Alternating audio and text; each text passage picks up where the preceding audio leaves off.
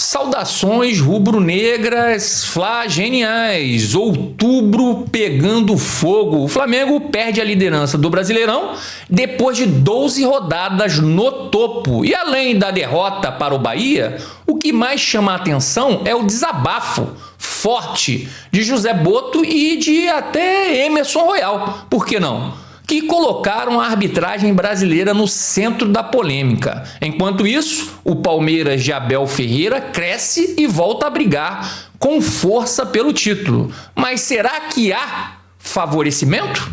Ou o problema está dentro do próprio Flamengo? Vamos entender tudo isso agora.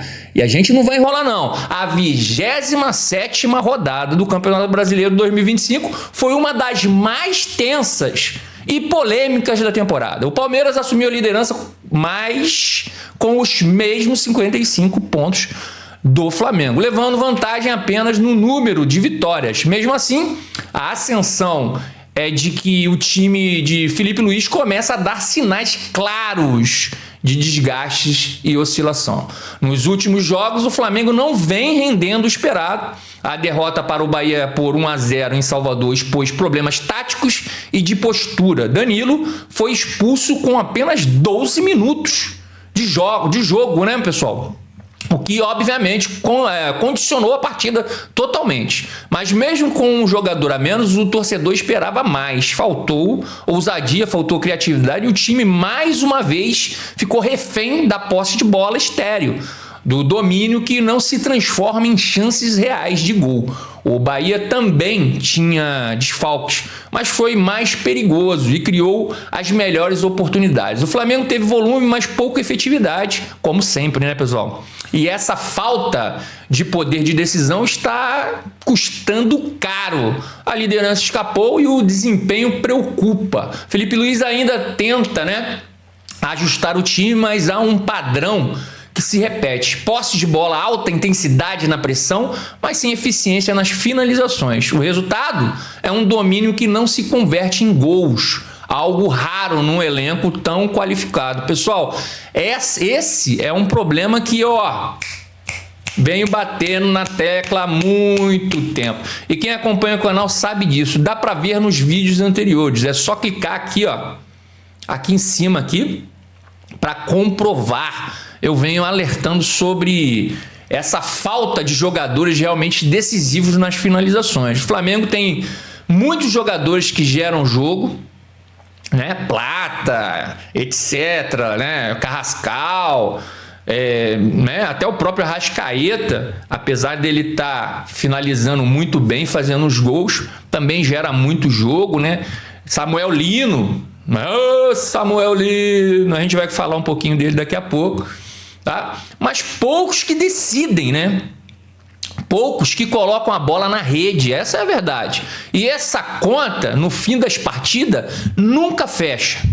Nunca fecha, porque o que faz um time ganhar ou perder são os gols, pessoal. É simples. É até simples demais a gente falar sobre isso, mas o que faz a diferença são os gols, e não a posse de bola ou a construção bonita e É lógico que todo mundo que assiste o Flamengo jogar gosta do estilo do jogo, mas para isso dar certo, a gente tem que ser eficaz nas conclusões, e a gente não vem fazendo isso, a gente não vem colocando a bola na rede. Mas o que me chama a atenção nesse jogo é outra coisa. O Carrascal treinou como centroavante? Ele treinou como centroavante? Não sei. Porque quando o Felipe tira o Pedro para colocar um zagueiro após a expulsão do Danilo, que foi totalmente evitável, diga-se de passagem, o rapaz estava indo, a direção da bola estava indo para a lateral. Era só ele cercar, não precisava, né? Ele acaba abrindo mão de qualquer poder de foco no ataque, né, cara? Porque, na realidade, o cara tá indo pra lateral. Pra que erguer a perna daquele jeito? Né? Porque é um jogador experientíssimo. Não dá pra entender um negócio desse. E aí vem a dúvida. Por que o Felipe Luiz não colocou um jogador, tá, de velocidade para explorar o contra-ataque já nessa substituição do Danilo?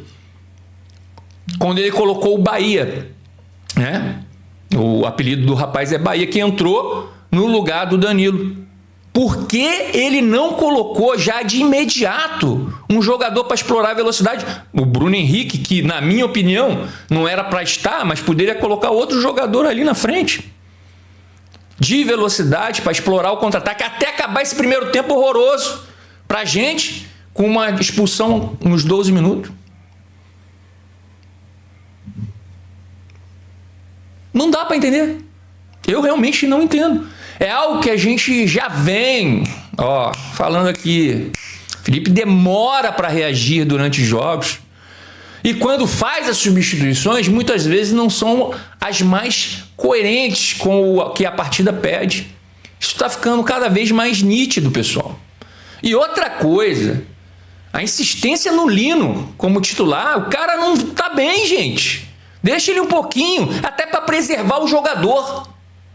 Deixa ele um pouquinho esperando no banco, entrar no segundo tempo, daqui a pouco ele volta à forma ideal dele e começa a produzir mais. Então, se os jogadores da posição não estão entregando, muda a forma de jogar, é simples. Só que o Flamengo só joga de um mesmo jeito. Hoje, o Flamengo só joga de duas formas. No primeiro tempo, pressiona, cria, mas não mata o jogo. E no segundo tempo, sofre. O time cansa, o adversário cresce e a gente fica ali, sofrendo até o final da partida, até o apito final. É assim que o Flamengo está jogando. Não tem uma estratégia diferente. Não existe uma estratégia diferente. Eu vejo algumas mudanças de posicionamento, algumas ultrapassagens dos laterais, em vez de ser aberto, deixa os jogadores abertos, os laterais vêm como laterais construtor por dentro. Mas fora isso, não se muda nada. Continua jogando da mesma forma. Não está dando certo. Pode dar certo um jogo e outro, mas não está dando. Tem que mudar, taticamente. Para a gente evoluir com esse time, ter pelo menos 2, 3 formas de jogar diferente do que vem jogando. Só assim o Flamengo vai lidar melhor com as dificuldades que são impostas por ele, pelos adversários que geralmente jogam na retranca. É assim. E sinceramente, isso precisa mudar, porque qualidade técnica, pessoal, a gente já sabe que a gente tem de sobra. O que está faltando é leitura de jogo e decisão rápida na beira do campo. E quando a bola não entra, o foco inevitavelmente se desloca para outro tema muito polêmico, que é a arbitragem. José Botto, diretor de futebol do Flamengo, não poupou críticas e deixou claro que o clube está insatisfeito com o que vem acontecendo. Em entrevista após a derrota para o Bahia, ele detonou a arbitragem do Ramon Abate Abel, que havia apitado o empate do Flamengo com o Cruzeiro na rodada anterior. E, segundo ele, foi premiado ao apitar o clássico entre Palmeiras e São Paulo. O São Paulo reclamou de um pênalti não marcado quando ainda vencia por 2-0, né? Além da não expulsão de Andrés Pereira no fim do Palmeiras, no fim, o Palmeiras virou o jogo e ultrapassou o Flamengo na tabela. Para Botto, a atuação do árbitro foi vergonhosa e deixa suspeitas do que possa estar por trás disso tudo, né? Não que a gente concorde com o que o Botto falou, mas a gente tem que colocar na pauta aqui, né?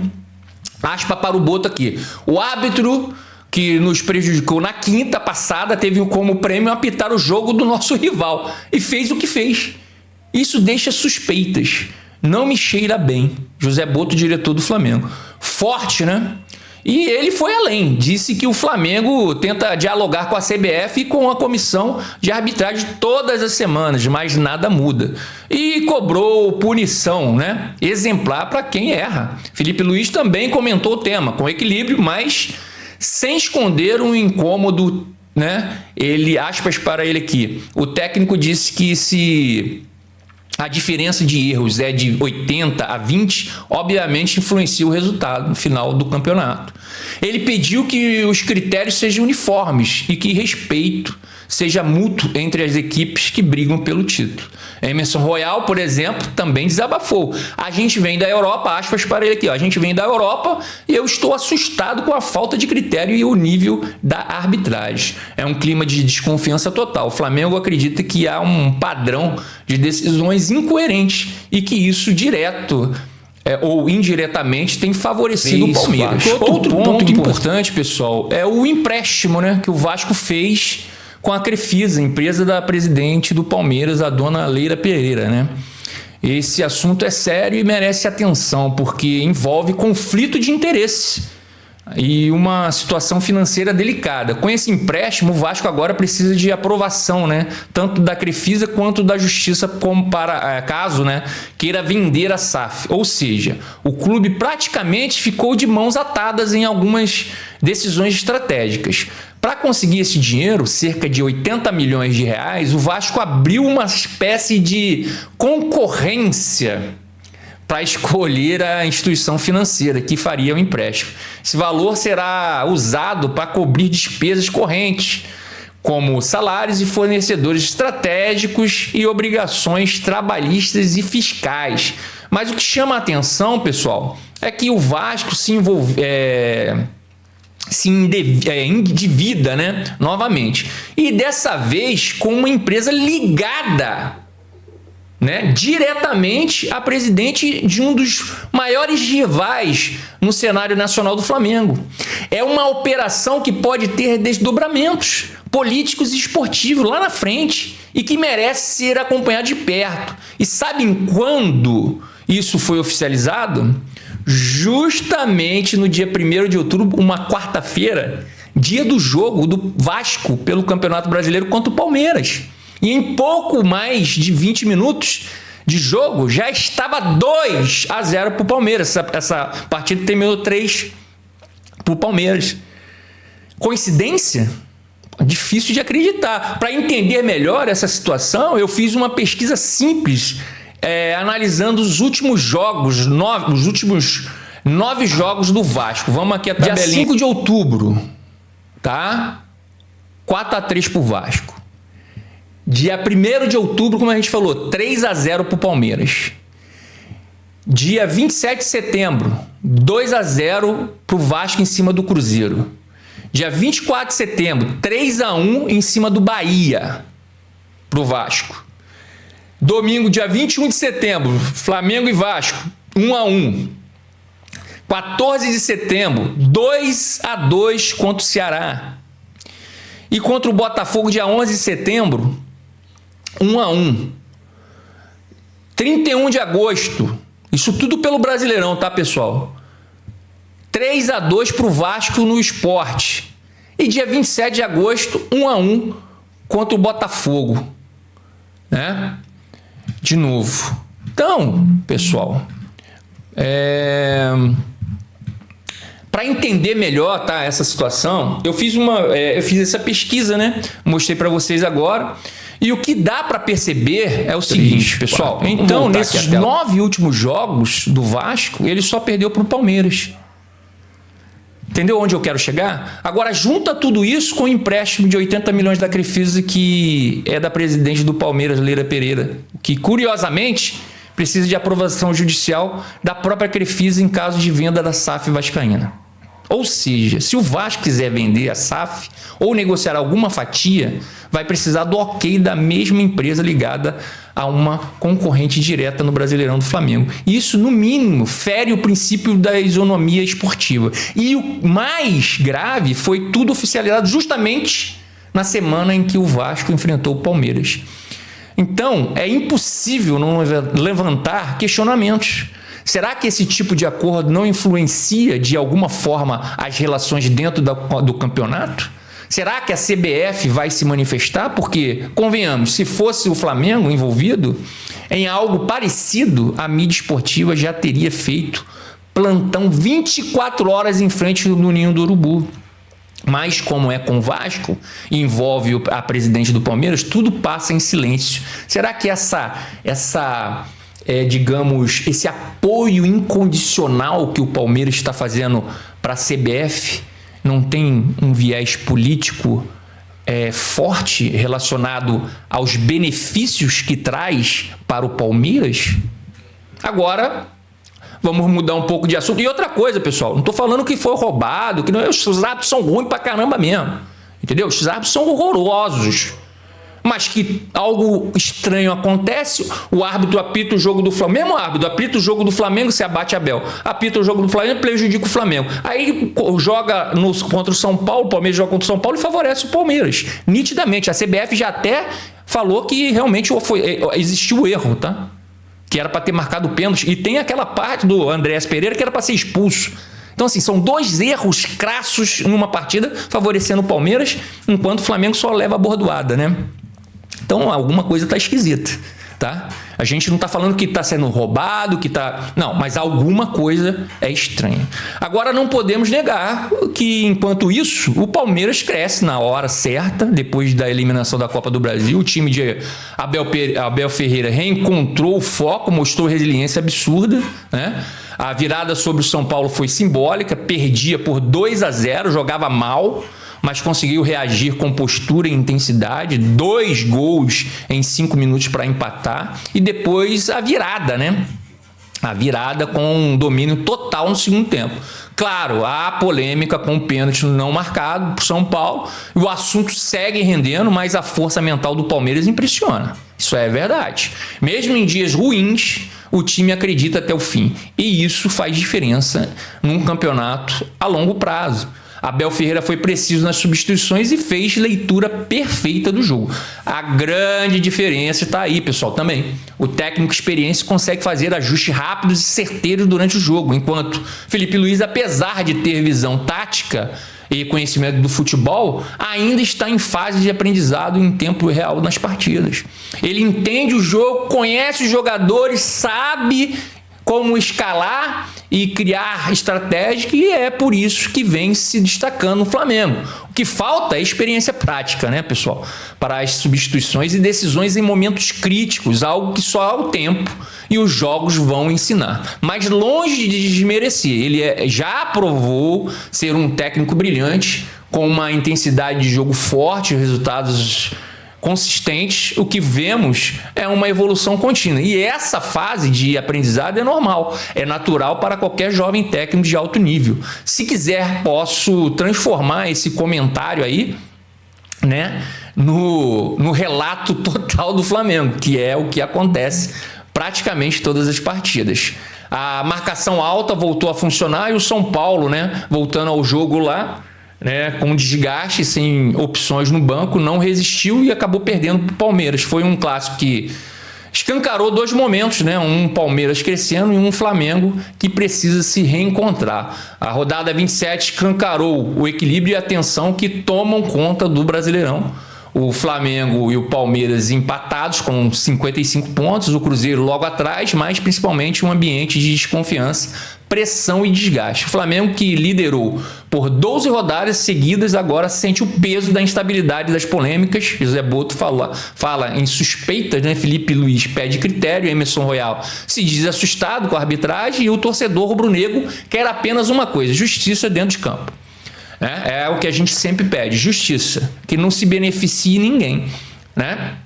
E reação imediata contra, né, o Botafogo no dia 15 de outubro, né? Que a gente tem essa partida também. A pergunta que fica é: será que o Flamengo perdeu a liderança apenas por causa dos erros da arbitragem? Eu acho que não, mas comente aqui, deixe seus comentários. Ou há algo, né, mais profundo acontecendo dentro do time? Eu concordo com essa daí, mas você é que manda. Você deixa os seus comentários, né, e a gente fica sabendo o que você realmente acha desse assunto. E aí, nação, quero saber de vocês: o Flamengo está sendo prejudicado pela arbitragem? Vou perguntar de novo. Ou está pagando o preço das próprias falhas? Comentem aqui embaixo. deixe seu like, se inscreva no canal, seja um Fla genial. Bem, pessoal, vamos ficando por aqui. Obrigado por flamengar comigo. Crédito de GL, Globo Lance, Coluna do Fla, site 90 Minutos, UOL, Bola VIP, Mundo Bola. E não se esqueça, antes de tudo, deixe o seu like.